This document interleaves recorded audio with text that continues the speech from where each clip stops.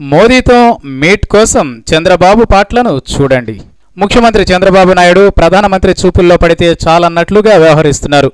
ఏదో విధంగా కల్పించుకుని మోదీతో కలవడానికి బాబు తప్పించిపోతున్నారు. అసలుకు మోదీతో బాబుకు ఏకాంత సమావేశం అవకాశమే దొరకడం లేదు.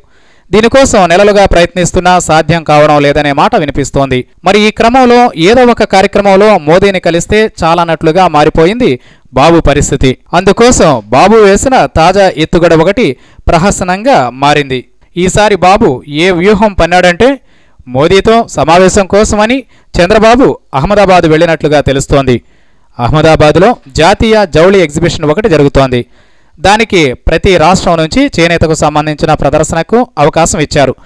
ఈ క్రమంలో ఏపీ నుంచి ఒక అవుట్లెట్ను ఏర్పాటు చేశారు. మరి అలాంటి కార్యక్రమానికి మహా అయితే జౌళి శాఖ అధికారుల వరకు హాజరు కావచ్చు. వాళ్ళు హాజరు కావడమే ఎక్కువ.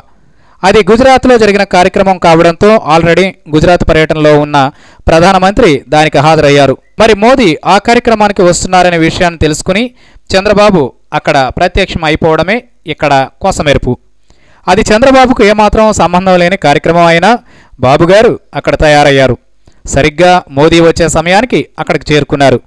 అక్కడికి వచ్చిన మోదీకి రొటీన్గా వెంకటేశ్వర స్వామి విగ్రహం, తిరుపతి లడ్డు అందించారు. వచ్చే ఏడాది ఇలాంటి ఎగ్జిబిషన్ నిర్వహించే అవకాశం ఏపీకి ఇవ్వాలని అప్పటికప్పుడు అడిగేశారు. మరి అక్కడకు బాబుగారు ఎందుకు వచ్చారో తెలియక మోదీ తల గోక్కున్నారట.